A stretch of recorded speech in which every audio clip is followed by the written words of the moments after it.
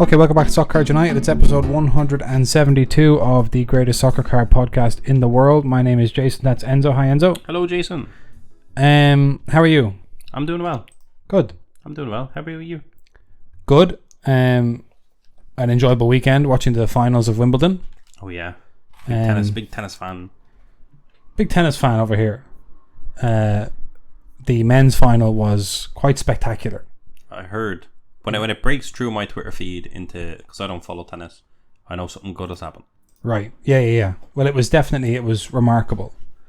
Remarkable. Tennis Cards United. And so much so that I went out and bought a Carlos Alcaraz rookie card. Oh.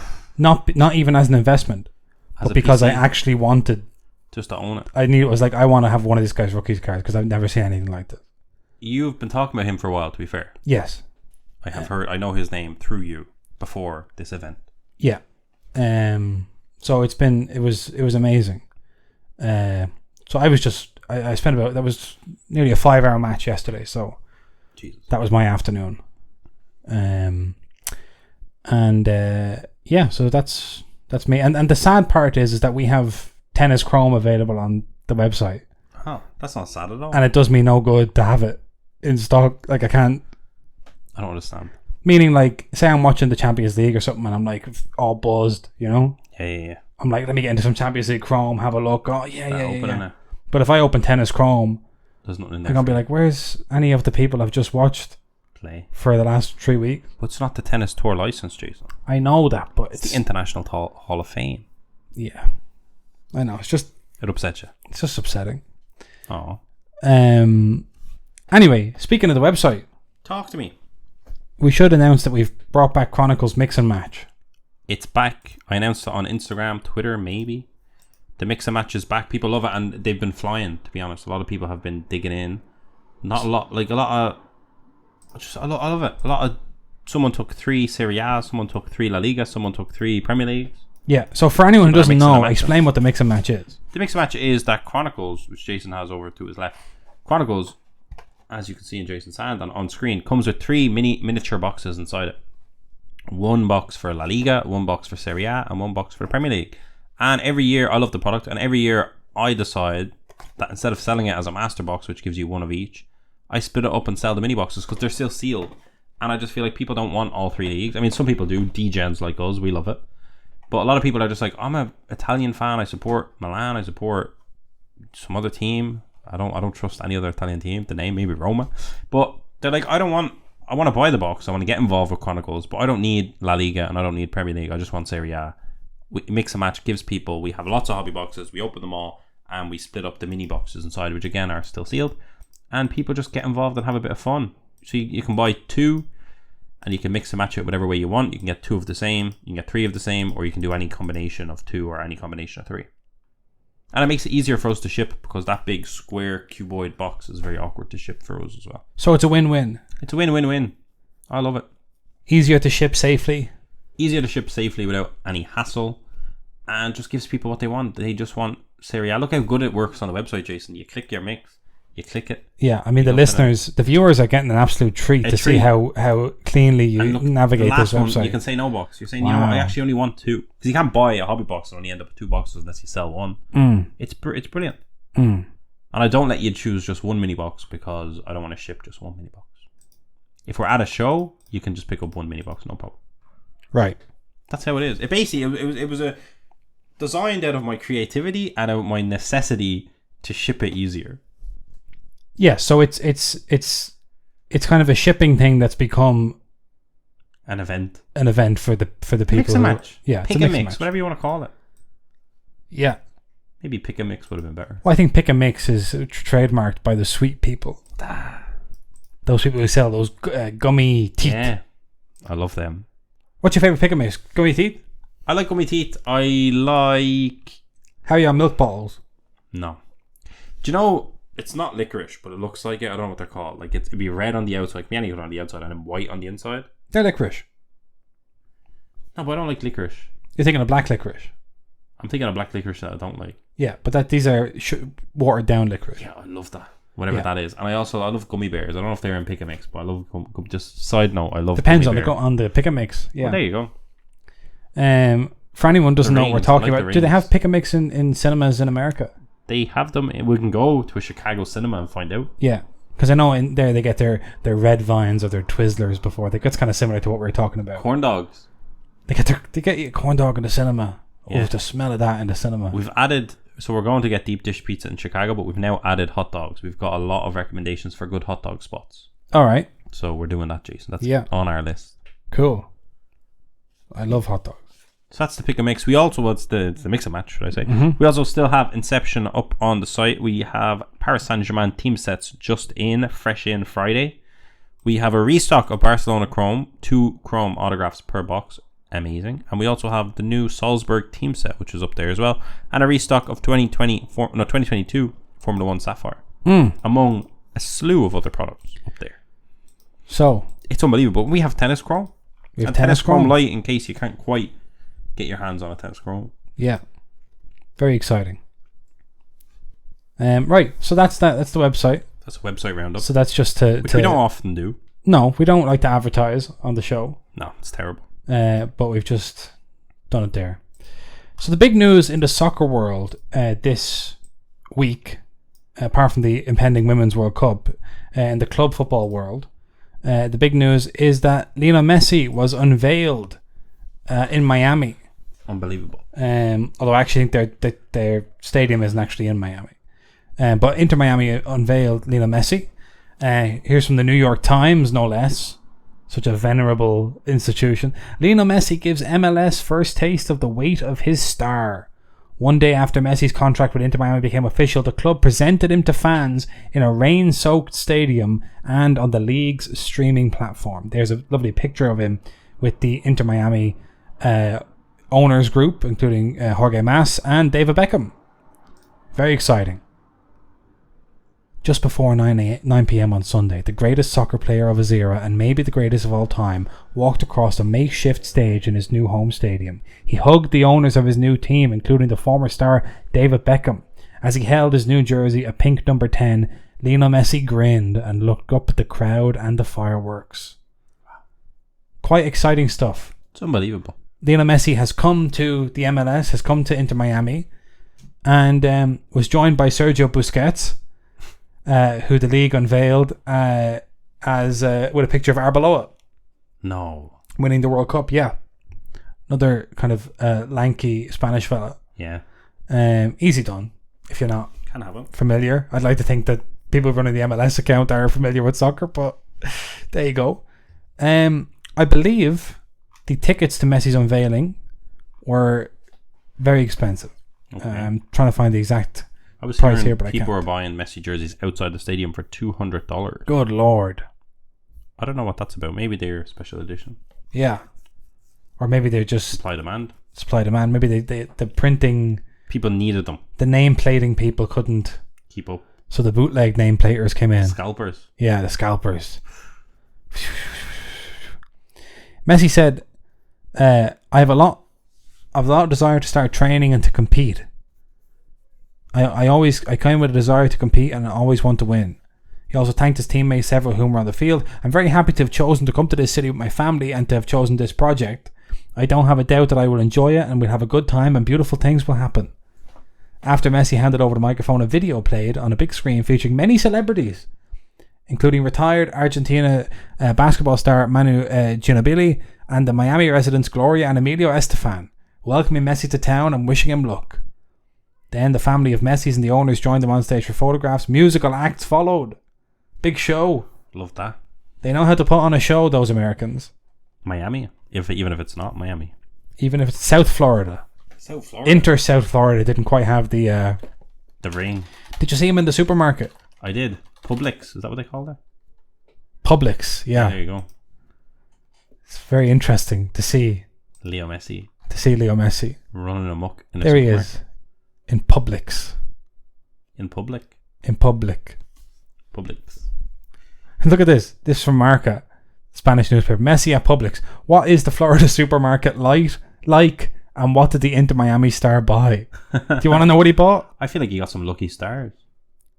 Lucky Charms. Lucky Charms Oof. and Fruit Loops. Fruit Loops. Both sugary breakfast cereals, more likely for his 3 children than for the superstar himself, who keeps a very strict diet, says Marca. But surely the children shouldn't be... They want to be footballers as well, don't they? Some of them? Some of them, maybe. But great to see him in the supermarket. Yeah, looking good. Until people noticed him, and then he asked his wife for the key to the car and left. He said, I'm out of here. They're noticing me, please. Yeah. He left his wife back there in the supermarket. It's a bit dangerous. Yeah. Well, I presume he had like some people with him. Yeah. He doesn't just travel. But he must have, you know? Yeah. Bless him. Some people had that down as a pure... stunt. Marketing stunt, yeah.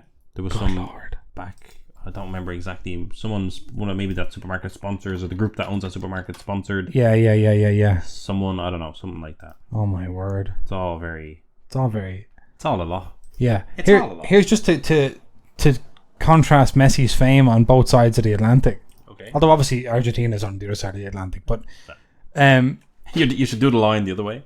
Yeah. The equator. Yeah. Well, no, that doesn't work either. Basically, apart from America. Quadrant. Yeah. In the other quadrants of the world. In the top left quadrant and the top right and the bottom right. Yes. I was on my phone the other day. Oh my God. Looking for a photo. Did you find it? And I went into, the way it'll... Didn't answer. Did I find the photo I was looking for? Yeah. Don't worry about that. But the way on these modern phones, they'll pick out people that you have photographs of. Oh yeah, little faces. So you were there. Members of my family were there. I was there. I'm on your phone like that. Yeah. That's very strange. If people are on our social media, they'll... I'm joking. Messi was one of those people. Messi was one of the people. He was ahead of a lot of my family members. Because I'm always screenshotting Messi stuff. Oh my God, great. And so my phone is like, this guy must be like your cousin or something. Yeah. And meanwhile, he's walking around a South Florida supermarket. You'd be so lucky if he was your cousin. I'd love to have him as my cousin. I'd be over there in Miami right now. You want to be in Miami? What are we doing, Leo? I'd say. You're going to Chicago. You'd say vamos, Leo. Vamos. Why would I say vamos? Don't know. I feel like he speaks Spanish. He does. You don't have to feel it. You don't. But why can't you say vamos? Where are we going? Where am I at? Where am I telling them to go? But you think you're just speaking English to Messi? I was doing that thing where they, you see a movie where it's a foreign language and they just speak in English. And sometimes they speak in English with accents. And I say, that doesn't make any sense because you're speaking English in an accent. Better off to just speak English and we'll just imagine the accent. But Wayne Rooney has a warning. Oh. He says he won't find it easy here. It sounds mad, but players come in to find it's a tough league. The travelling, the different conditions in different cities, and there's lots of energy and intensity on the pitch. Americans love winners though. Above all, they want to see skill and to be entertained. And Messi brings all that. Yeah, to be honest, I'll be utterly disappointed if Messi's time at Miami isn't somewhat comparable, and this is no insult to Messi, somewhat comparable to Giovinco's time in Toronto. I think that would be, yeah. Do you know what I mean? But that's what I'm expecting. Yeah. I don't know if I'm going to get that. I think you should get at least that.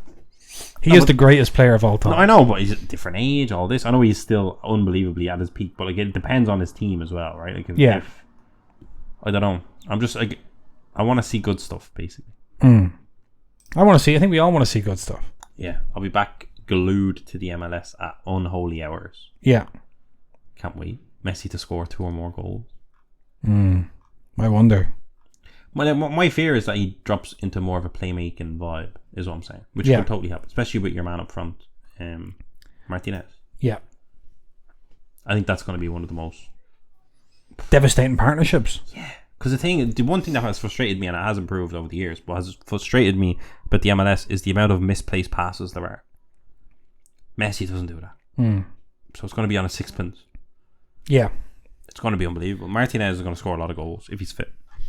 If they don't. Of course, one of the things, speaking of misplaced passes, that Wayne Rooney was alluding to there is sometimes the surfaces aren't great. Yeah, the pitches. So if you hit the ball along but Messi doesn't have to do that. He can just go bing, bing. Yeah, it does skips it. Yeah, he can do whatever he needs to do. Anything he needs to do, he can do. Yeah, and you know what thing? He's going with nothing to lose.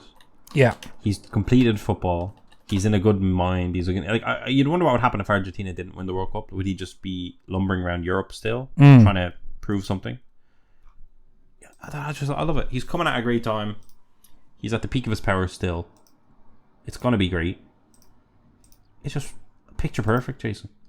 For those of you on the YouTube, there's some great photos from the Associated Press. There's people, look, braving the rain. Yeah. They could have been in Dublin anytime The last week. DRV Pink Stadium. Wow, look at that. Imagine getting a crowd like that in that type of torrential rain, such as Incredible. the star, the weight of his star.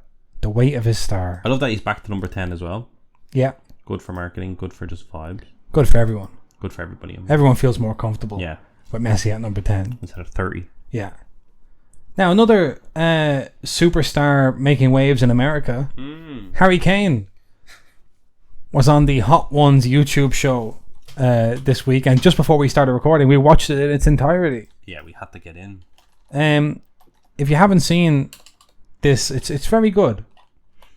Harry Kane represents football very well. He does. He has a particular bit at the end where the host, Sean Evans, says to him, I have some questions about different footballing terms. Can you help me? And Harry Kane Knocks it out of the park. knocks it out of the park. He's unbelievable. And I was listening to it and I was like, some of our friends in America could do it listening to this. To understand a few terminologies. A few terminologies, just, Yeah. always good. There was a question which was that he got asked, which was you were in an academy for since you were a child. What age do you think it's reasonable to make an assessment of a child's talent? And I thought that is like, and he said it's a very good question, but I thought that is like the kind of question you would never ever ever ever ever see asked, I don't think, in the English media. It's too good a question. It's like an actually interesting question that might take more than 15 seconds To answer. It was very exciting to hear. Yeah, you don't see a lot of good soccer interviews. You really don't, which he did touch on as well. They said, like, what's the difference between how the US media treats American sports stars versus how the English media, and we could widen that to the European media, treats their soccer stars. And I think it's very, very different. I don't know what it is. I think it's a different culture. I suppose it's like in America they are very comfortable with the idea that somebody is up there on a pedestal and gets to kind of be whoever they want to be because they're like talented and successful. Yeah, they did it. The American dream. Yeah, they've completed it, and so they're looked at in a positive light on the pedestal. Yeah, well done. Yeah, you did it. You're something to aspire to. Versus, why aren't you giving all your money to charity, you bastard? Yeah, or just like I feel like the European media has a sense of ownership over its sports stars, where it's like you're accountable to us.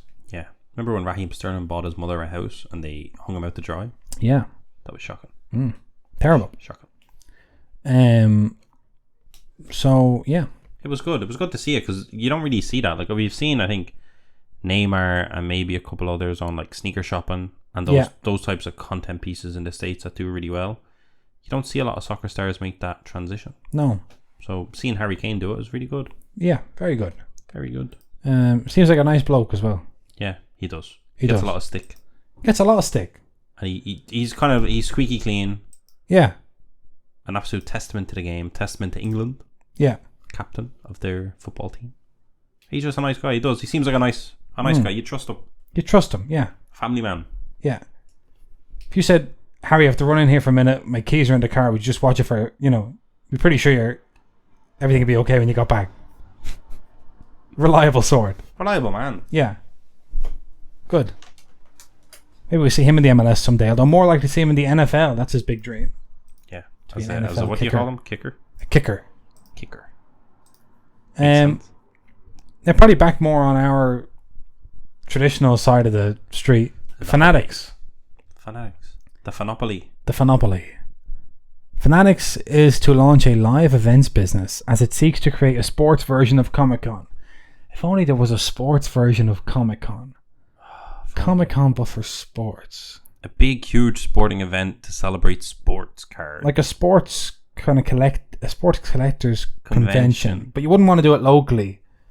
No. You'd want to do it for the whole country, Country. say. You might want to do like a national sports collectors. Hang on a second. You might want to do 44 of them in a row, Jesus 44 years Christ deep. almighty. Fanatics cannot be stopped. Fanatics will launch Fanatics Events, a business that will look to recreate Comic-Con experiences for sports collectibles. The new venture aims to start holding events next year. Fanatics, which owns a majority stake in the business, is partnering with IMG. IMG. So, Fanatics, which will be primarily known as an e-commerce platform, has sought to diversify its business as it moves towards an IPO. Last month, it held a second investor day in nearly a year with major firms such as Goldman Sachs and Barclays. Just one regular day of the Barclays. That's all I asked for, said Antonio Conte in that meme. They're getting into betting. They're getting into fantasy sports. Live selling platforms. Collectibles, and now events. What do you think of this? What a vertical. Yeah. What a vertical. To be honest, from a business point of view, very clever. And also from a marketing point of view, very interesting that this launches a few days after, or a week after, 2 weeks after. Michael Rubin does his whole white party and really social media is everywhere. And then also the Summer League party he also pushes that, and then suddenly he's like, by the way, Fanatics are now doing events. Look at these amazing events I just held with Jay-Z and everybody. Now I'm doing an event. Like, for, it kind of, from a business point of view, very smart. From a Fanopoly point of view, very Fanopoly-esque. Yeah. But also smart. Ultimately, I say smart. And I also think that Comic-Con has a bit more to it than most cards. I think there's obviously more you can do, but like the idea of having athletes there that aren't just kind of athletes you can find that'll sign a few things, having like premier athletes that are actually currently top of the game, whatever, is kind of what Fanatics, I assume, are going to kind of try to do. I don't hate it, but it's also very Fanopoly, which is a Fanatics monopoly for those that haven't figured it out. Yeah. I mean, I think obviously I think it's less harmful than most of the other Fanopoly style things they've done. Right. It's more of a marketing and adding to the culture versus, oh, look at what they're doing, let's take that and do it ourselves. Let's buy the license and fuck them, kind of a thing. I don't hate it. You can host events. Like, there's always going to be, I think the National will always be the National. Will it lose some of its appeal? Potentially. But I do think, in fairness, with all due respect, going to the National last year, and we're about to go to it now in a week this year, if you don't have a semi-business brain on your head thinking that there's absolutely an opportunity to rip that down and build it back up in a better way, then yeah, it's there to be done. Now, whether or not, I mean, I don't know. I don't hate it. I don't hate it as much as I hate most of the acquisitions, etc., that they do. Fair enough. The thing is, like, just talking about the National, and I think you're right to point out that, like, the fact that they can say we'd like to create a Comic-Con for sports collectibles, the fact that they can say that means the National have not done their job. Yes. That's kind of where I'm at on it. Is like, I don't like it. I don't want Fanatics there because... Yeah. Like the Disney Corporation are coming in going, we're going to create an event bigger than Comic-Con. Comic-Con's done. Like, they can't say that. Yeah. Do you know what I mean? Yeah, it's just the National, I think, having been to it, is like kind of resting on its laurels a little bit. There's somebody's making money, and like talking about getting athletes there and all that stuff, that could be done. Yeah, but it hasn't been.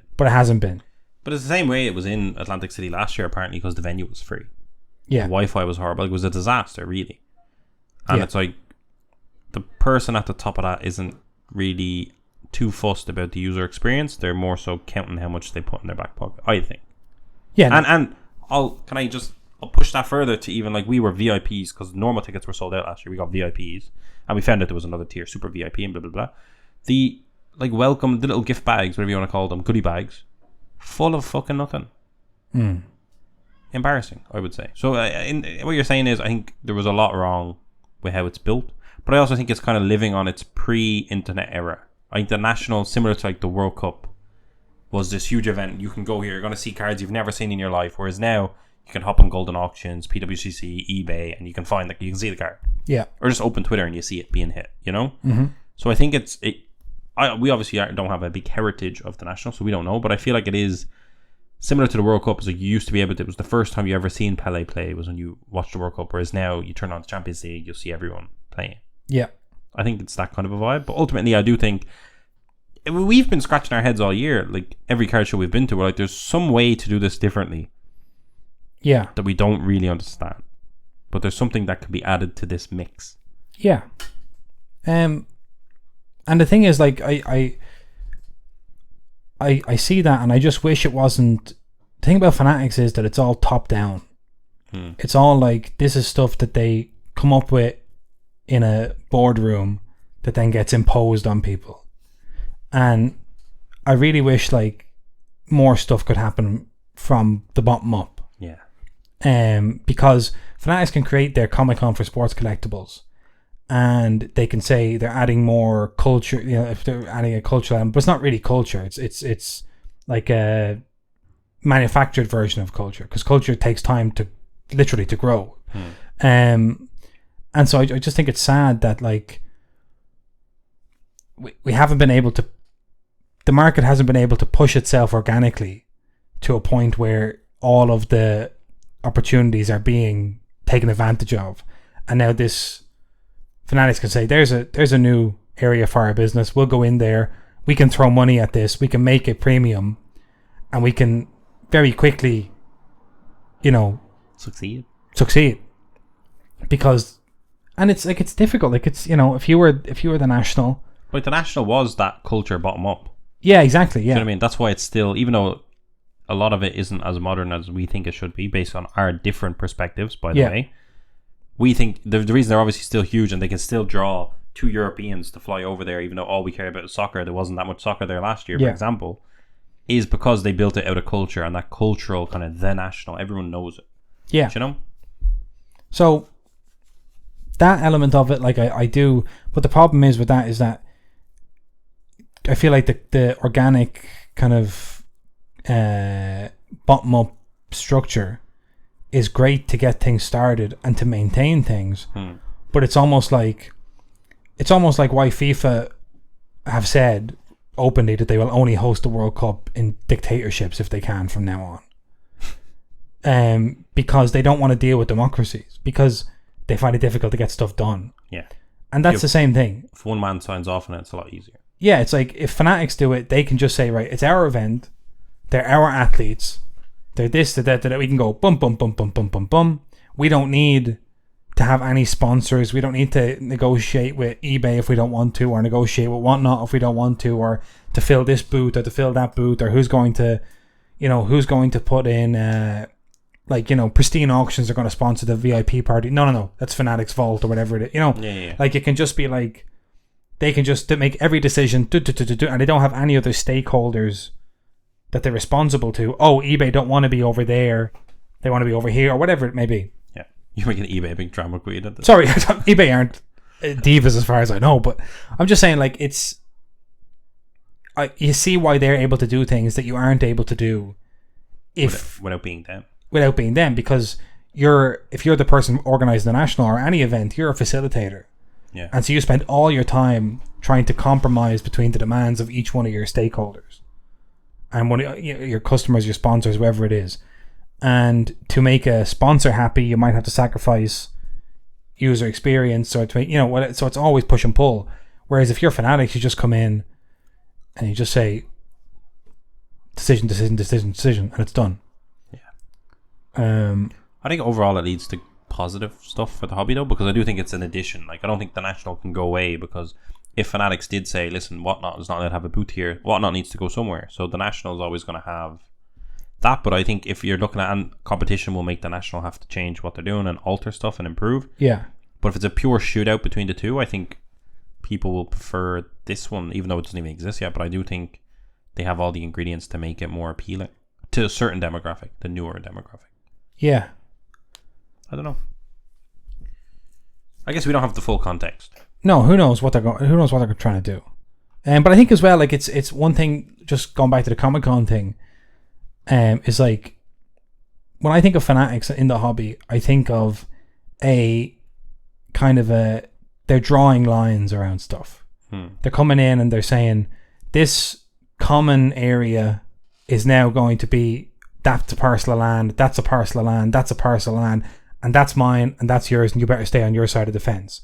Whereas one of the great things about the hobby is that a lot of people in the industry have these kind of ambiguous, I mean, us included, have these kind of like ambiguous, multifaceted roles within the community where it's like, oh yeah, they're like, they've got a blog and they collect this, but they sell this, and they, you know, he actually knows where to get that, so he gets that and he sells it, but he doesn't sell that. And but you know, like, it's kind of, you can be all these multiple things, whereas Fanatics just want you to be a customer.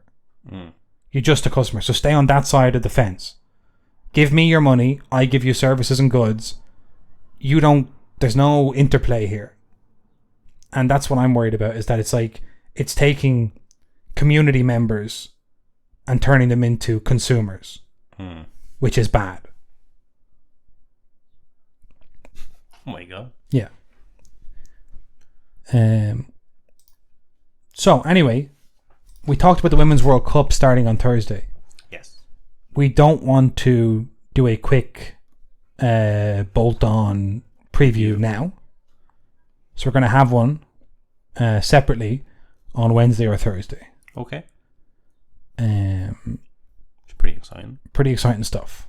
Ireland kick off their tournament Thursday against Australia. At the very, very, very sociable hour of 11 a.m. I'm delighted with that. It's incredible. That's a great Thursday. Yeah, that's almost a perfect Thursday. You wake up, you have your breakfast, your tea, your coffee, whatever you want to do. You brush your teeth. Yeah. Sit down. Yeah, you can be dressed and caffeinated and everything, and then turn it on. And then it's over by 2 o'clock. Get on with your day. Brilliant. Very exciting. Unbelievable. One thing that I was reading some, just I won't get it into it fully, but I was reading a lot of World Cup previews.